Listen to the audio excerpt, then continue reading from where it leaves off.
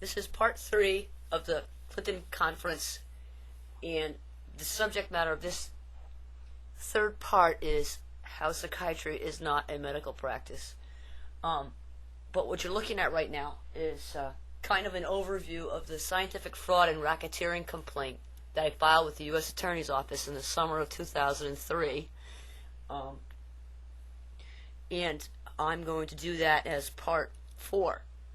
I'm going to demonstrate what data was given to the U.S. Attorney's Office in New Haven. His name is Kevin O'Connor.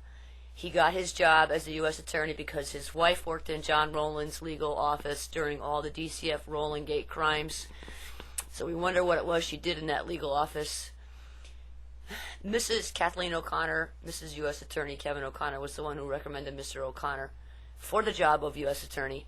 And we, other activists, not necessarily Lyme activists, attended the Connecticut Judiciary Committee judge approval hearings, and we found out that some people are approved for judges in this state who have 0 trial experience. Other guys are corrupt, like this guy Scheinblum, who just criticizes all the so-called criminals, and the Connecticut courts believe in processing people as fast as they can, and the way that they phrase that is, let's dispose of so many cases as soon as we can. That's justice.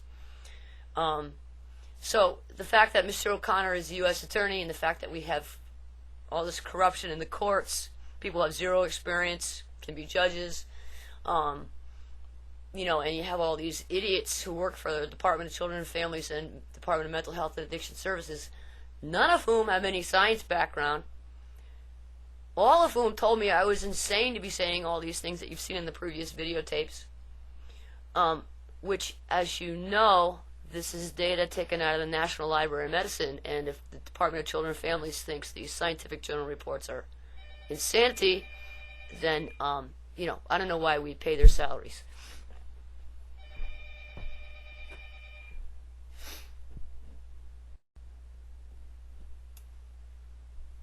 So that's the overview of the racketeering complaint.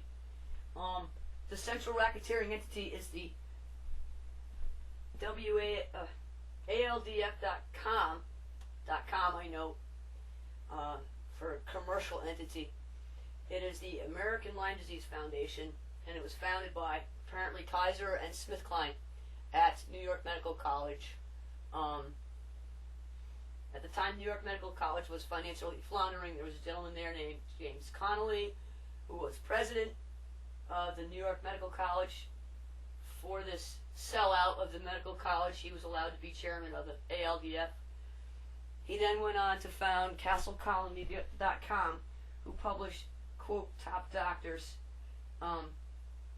It's a publication where supposedly you could buy that book, and Mr. Connolly and Mr. Castle, both of whom their first name is John, will tell you who the best doctors are. But if Managed Care is actually publishing this book, then that's not a recommendation that you want to take, because these are HMO hoes. The entity, the ALDF.com, is a central racketeering entity. People who own the patents for all of the vector-borne diseases, potentially future vaccines and test kits, and big insurance, they're part of this entity, namely SmithKline and Kaiser. And the universities involved are, of course, Yale and New York Medical College.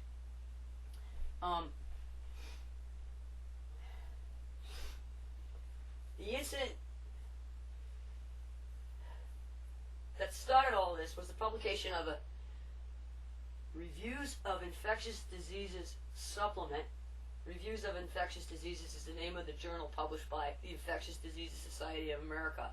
In 1989, they published a supplement specifically on spirochetes and Lyme disease, and they found at that time, and most of these are scanned into my website, these very significant journal articles, that they didn't know what the treatment endpoint was for chronic neurologic Lyme. So then they arbitrarily said it's a month. The treatment of Lyme disease discussed by Raymond Datweiler and Ben Luft was one of the articles, and a site studies by Leonard Siegel, S-I-G-A-L, and Alan Steer, in which they said treatment failed in about half the cases. So in 1989, it was known that treatment failed in about half the cases. That's not what you hear now. Now you hear that Lyme disease is easily diagnosed and cured. People who have chronic neurologic Lyme, as you've heard, are told they're just crazy and don't have a real disease. Subsequent to that, in 1984, was this Dearborn farce of a conference. CD staff themselves have patents. If you go to my website, in the top right-hand side, in the right-hand navigation bar, click on that green link, and you'll see 5 patents owned by CDC staff members. They're patents in Europe with the CDC staff members' names on them, and they're patented with SmithKline. So CDC staff members stand to profit personally if SmithKline and other companies decide to manufacture any of the recombinant proteins that they have patented. So keeping Lyme spun is in the interest of CDC staff members.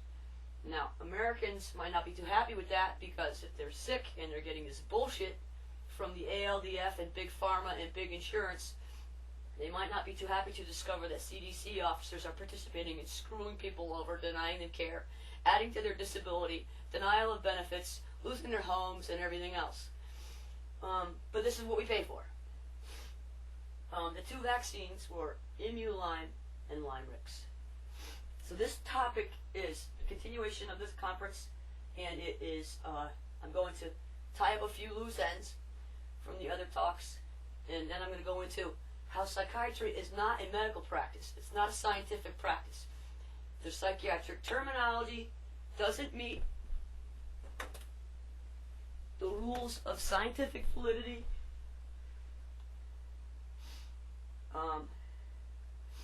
They're just kind of subjective terms. Note that when I say psychiatric terminology is subjective terminology, simultaneously the bad guys here say that we have subjective symptoms, and that is because they refuse to do the valid testing and look for the valid markers of disease that we talked about in video 2. I better just back this up. So, insurance companies definitely know about the bullshit in psychiatry, because they use it to their advantage. If you are sick with chronic Lyme or chronic fatigue syndrome, they'll send you to a psychiatrist, and the psychiatrist will not run any valid testing on you, and they'll say, oh yeah, you have depression, or you're just reactogenic, or you have some other psychiatric mumbo-jumbo term. The insurance companies say, well, psychiatric disease is not a real disease, so you're not sick, we're not paying for it. So, in this way, these scumbags, Kaiser, Blue Cross, Oxford, PHS, and all the major insurance companies are all too happy for you, as a person who has chronic Lyme, to get a psychiatric diagnosis, because then they can cut you off after 2 years, because they'll say that your primary diagnosis is psychiatric. It's all subjective, and psychiatry is just a diabolical entity. They evaluate you.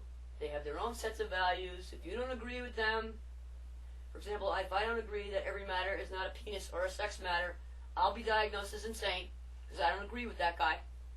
Yet, that could be forensic evidence. In other words, the only kind of evidence in a court that isn't actually evidence is the opinion of these airheads who don't really have any medical expertise or scientific. And they, a lot of times, don't even realize it. That's how stupid they are. Think about it. You go to medical school, and you have a choice between becoming a neurologist or a neurosurgeon or a psychiatrist. The person who has the most talent is probably going to be a surgeon or a neurosurgeon. You never find a psychiatrist there participating in the separation of Siamese twins joined at the head. That's the most level of expertise we think we know exists in the medical field. But a psychiatrist is never there. He doesn't have anything to do with that actual medical stuff that actually helps people. They just sit there and project their own opinions and their own observations about your behavior based on their own behavior, which couldn't be more ridiculous. I don't advise anyone ever seeing a psychiatrist. They're all sick-minded bastards. And they can ruin your life. Now, I went looking for a picture of Mr. Brain for this talk, so I can do a little, morphology for the audience. And so I just went to Google and I said, the brain. I said, surely I'll find a picture of a brain so that I can copy it and put it on this board. And the first thing that comes up is something by Harvard. That's where Alan Steer is, by the way. And no, I don't know that because I stalked him. Normal brain, the whole brain atlas. This is Harvard.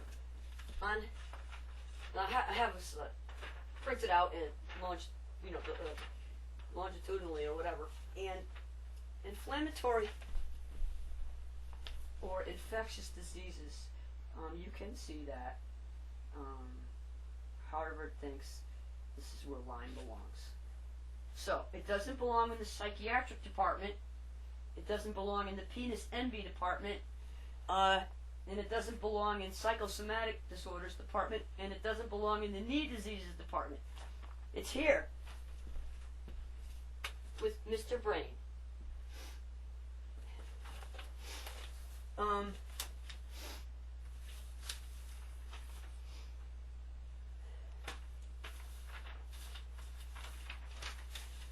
I'd like you to note that in that textbook, the famous BS textbook of all time by the American College of Physicians, which, you ought to be scared, because if the American College of Physicians could put their name on this book, then you really are on your own in terms of medicine in this country.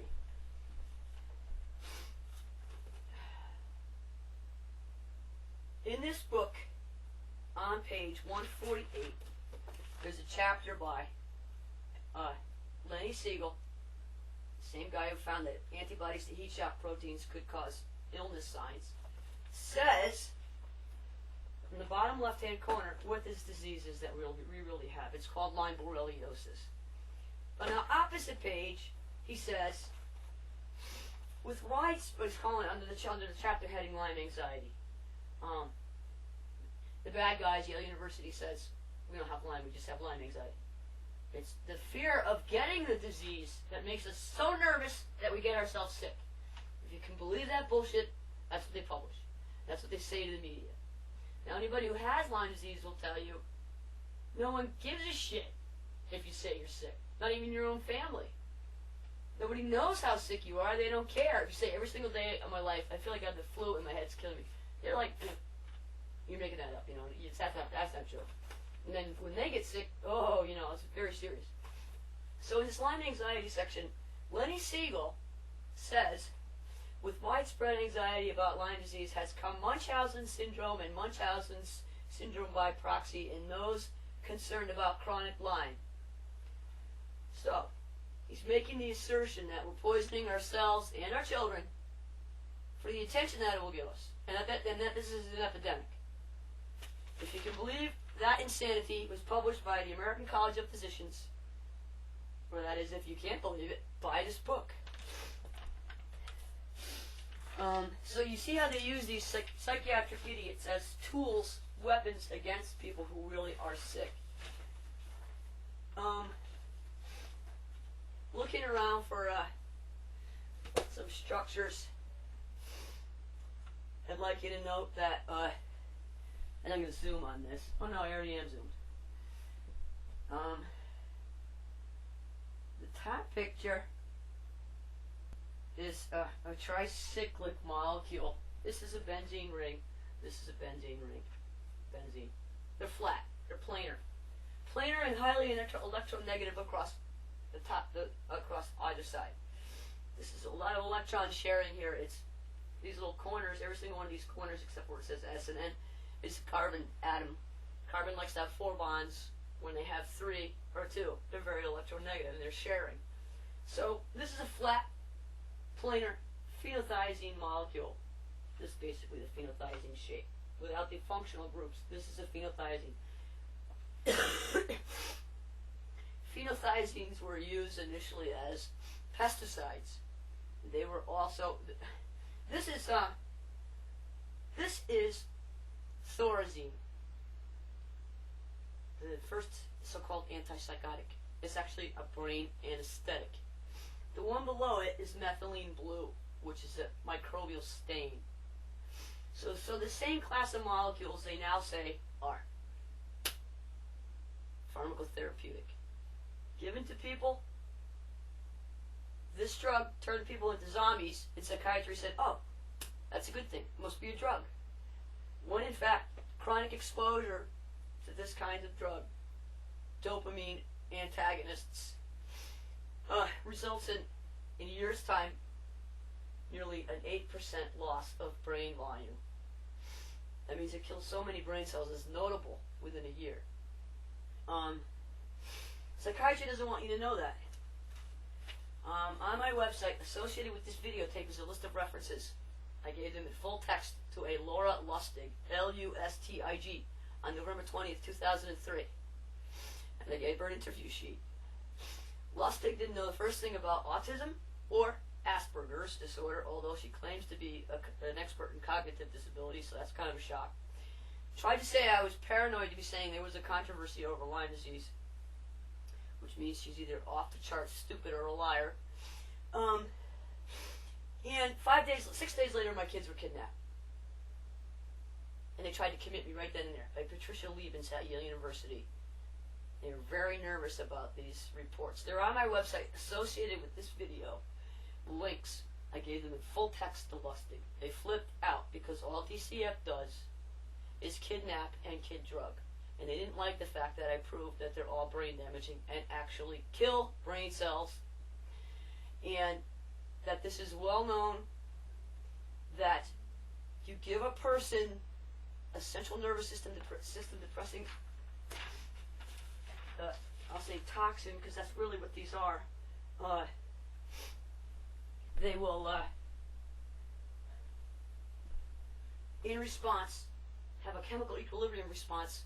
So an alleged dopamine antagonist competes for dopamine in the receptor, neuron receptor, will over time cause an increase in dopamine transporters and receptors to compensate. So when you remove the drug, you have too much dopamine. Then these people are really spazzed out. They also get a condition called akathisia, which is psychomotor agitation. That psychomotor agitation is a result of 3 processes. The destruction of pyramidal cells in the brain, and I'll spell that and show links. Well, there are links for that on the website already. They can be destructive to GABA, or gamma aminobutyric acid, which is a neurotransmitter. It is the stop to dopamine's go.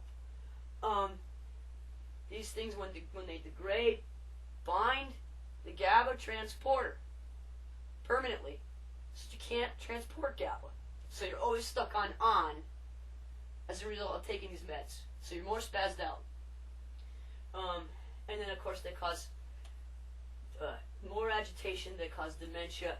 They make you even more demented and even more agitated, even though they're supposedly central nervous system depressing agents. So that a kid who has been kidnapped by DCF, given these drugs, ends up more demented, more insane, more agitated, more out of control in a short amount of time. This is the science. I'm going to stop the video for 1 second because I need to draw in the graphic.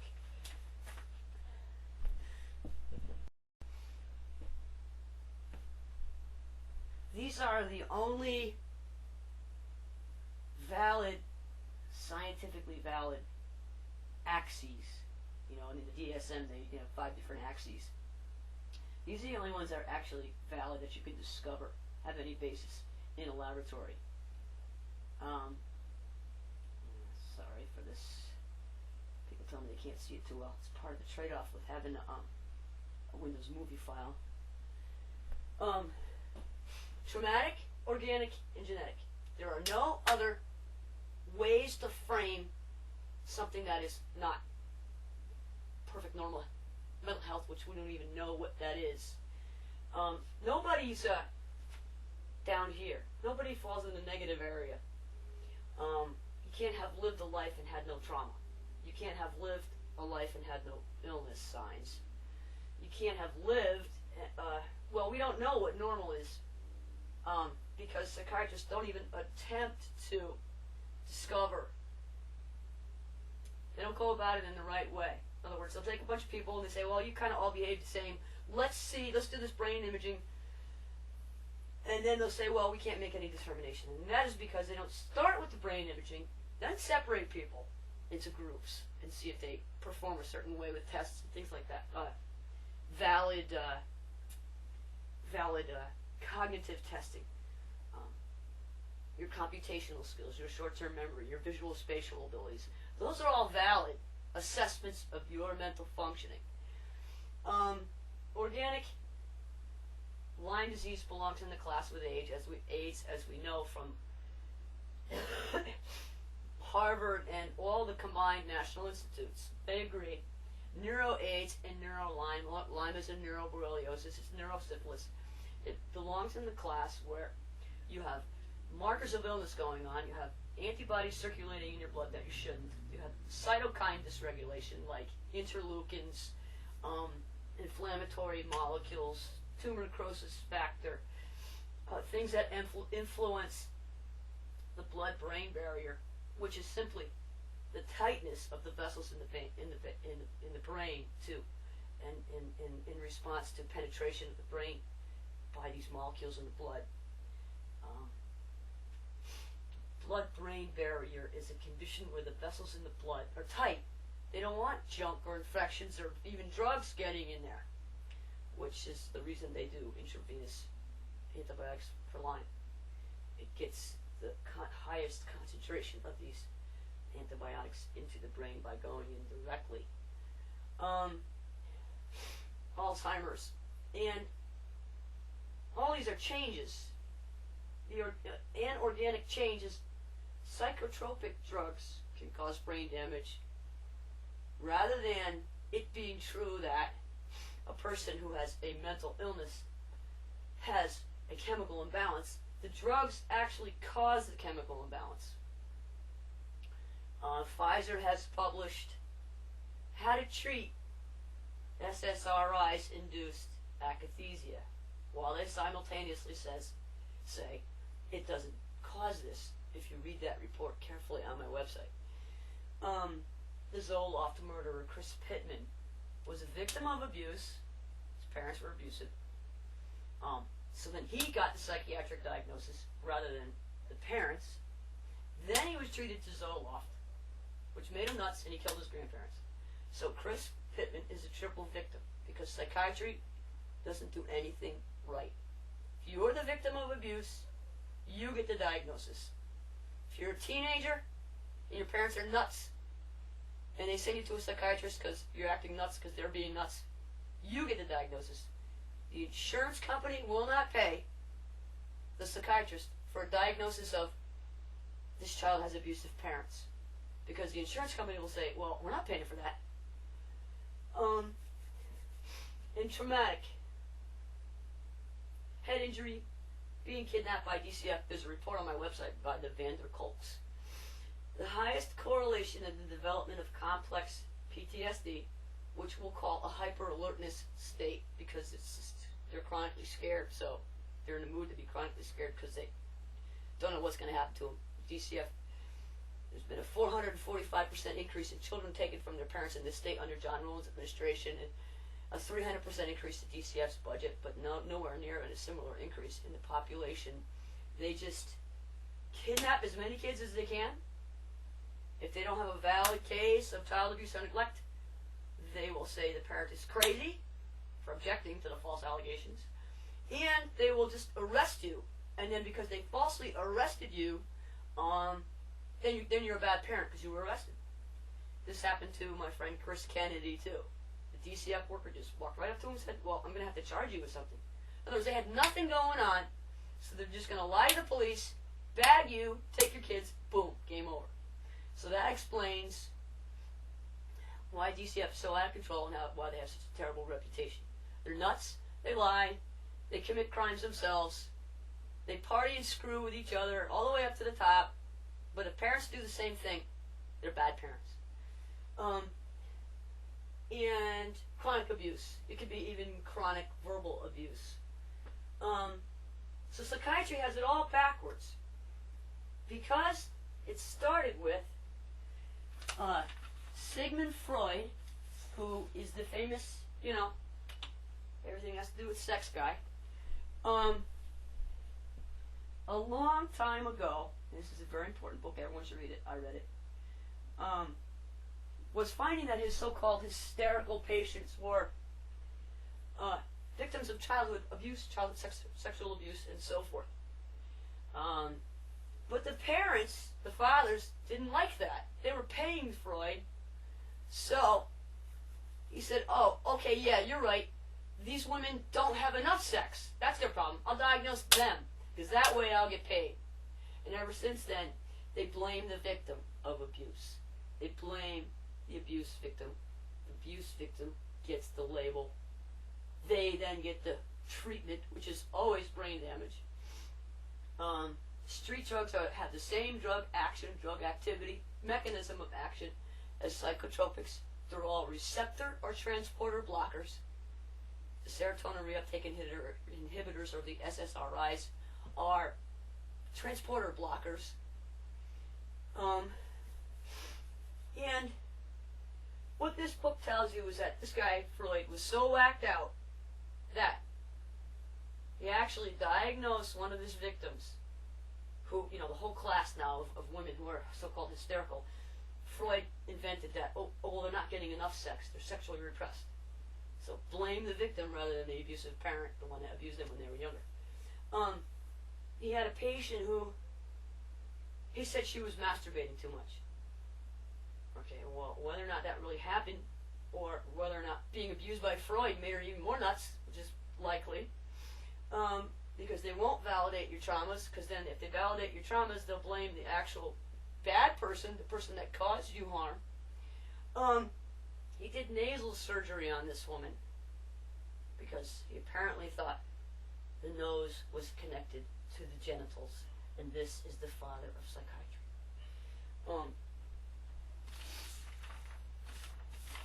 I'm going to get some of the other articles that I gave to Laura Lustig, and I'm going to simply read what's in there, and you'll be shocked.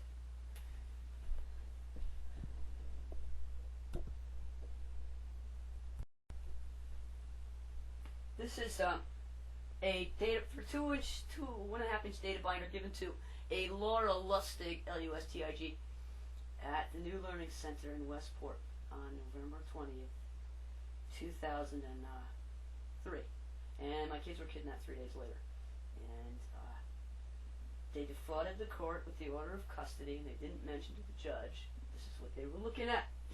In addition to another notebook, which the DCF's Patricia Levens didn't tell the judge what it was. It was a substantiated complaints to the Commission on Human Rights and Statewide Bar Council complaining about DCF's lying to the judges, and Sarah Gibson lying to the Statewide Bar Council and the Commission of Human Rights. Sarah Gibson was fired. So they just flipped out. I mean, they don't want it known that that there's a whole bunch of scientific references out there that prove that all psychotropics are brain damaging, because all DCF does is kidnap and kid drug. They're very, very pissed that they shouldn't be doing this. Pathophysiologies of psychotropics induce brain damage. The axes, trauma, organic and genetic, cytokines in the brain. In other words, if you're sick, it's going to affect your thinking. That's a no-brainer. If you don't feel good, or if you're tired, you lay down and take a nap. Now, is that an illness behavior that you do to get sympathy, or is it because you just want to sleep?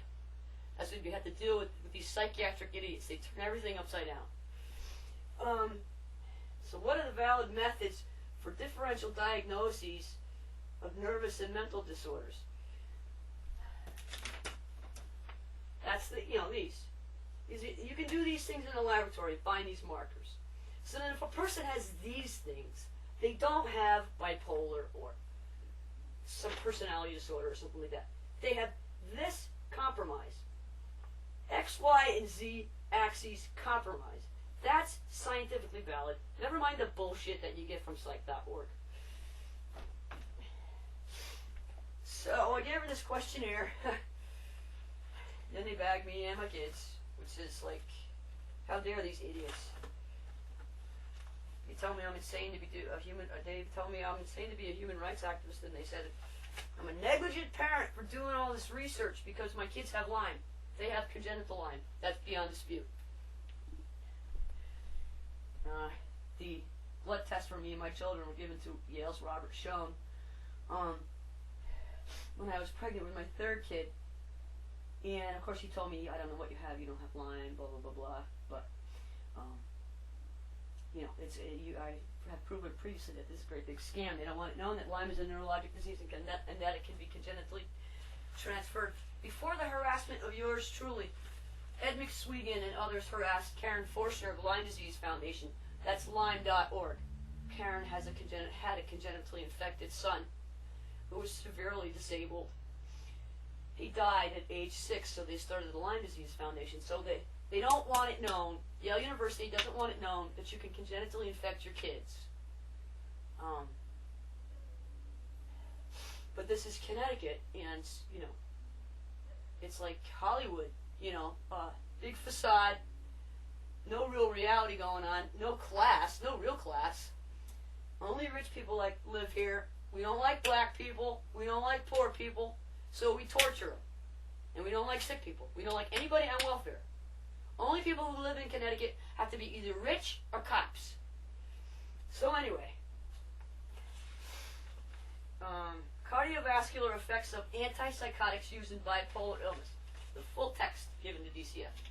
By the way, Laura Lustig's second in command was a Mark Marcus. M-A-R-K-M-A-R-C-U-S. He was a former DCF commissioner. I didn't know that at the time, neither did I know that Laura Lustig has a contract to train the DCF lying morons. I give her all this data, they flip out, declare me insane, take my kids, bag me, throw me in jail, call me a terrorist. I had to plead guilty to being a dangerously intelligent Unabomber terrorist in order to be let out of prison. They were so mad about this, because this is all that DCF does. Kidnap and kid drug. And this is brain damaging. This is a very significant one. It's a seminal article published in 1993, and the title of it is Loss of Striatal Cholinergic Neurons as a Basis for Tardive and L-DOPA-Induced Dyskinesias. That means movement disorders, the body rocking and the pacing and being spazzed out, because if you're doing that, you feel that. Neuroleptic-induced supersensitivity psychosis and refractory schizophrenia. In other words, someone gets diagnosed as schizophrenic without any validity. People who are schizophrenic, there's 4 different types of schizophrenia. I'm assuming they mean the brain damage or the encephalitis type, or people are just demented. Schizophrenia used to be called early dementia. If we did some valid testing on these, drew some spinal fluid, did some brain imaging, you might find they had some kind of an encephalitic event, or they have a brain infection. But no, psychiatry won't do that, because then they'll lose the patient. The patient will then go over to neurology or into the medical field. The reality field.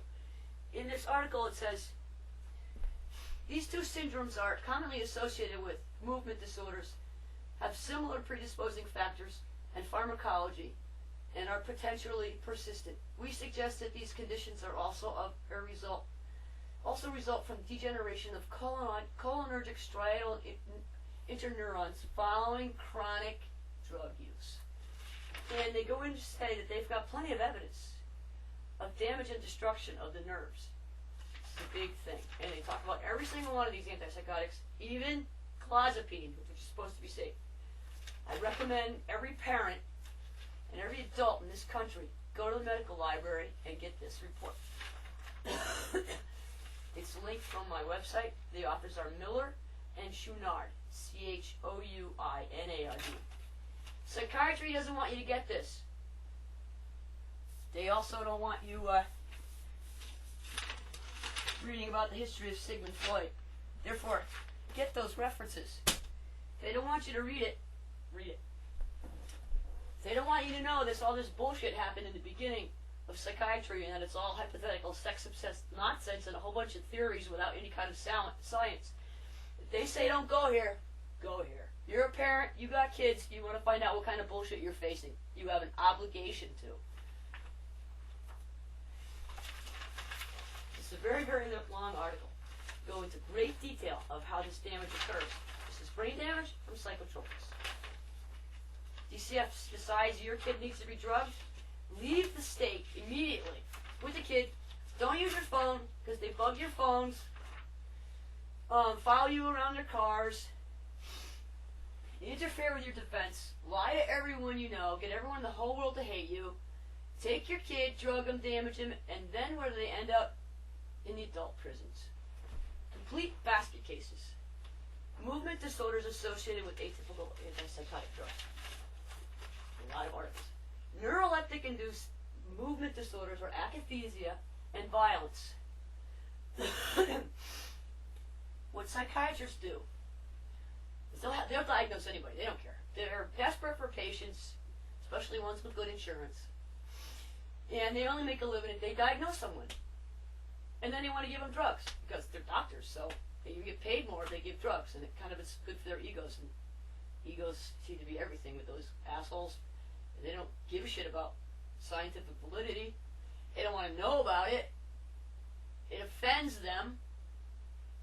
Scientific journal articles, science, the fact that Lyme is a brain disease, offends the American Psychiatric Association. So that means they're crazy, because how can you be offended by a fact? Facts are gifts. They're meant to help you. They're tools. Neuroleptic-induced akathisia and violence. They give somebody a drug, makes them nuts, they commit a crime. Psychiatry says, see ya, I'm not there, and I'm not liable, even though they know they're liable, because it causes this agitation, violence. There's a couple of these, and they mention forensic concerns. Who's really liable here? Another one from 1990, akathisia and violence. Akathisia and exacerbation of psychopathology, a preliminary report. The drugs make you nuts. They cause brain damage. You all spazzed out. They don't care. Nobody ever gets cured by psychiatry. They don't care as long as they get paid. And they don't really know anything about the history of drugs because Big Pharma tells them what a drug is. This pesticide was a drug. This brain anesthetic, because it turned people into zombies, they said was a good thing. That's how stupid they are.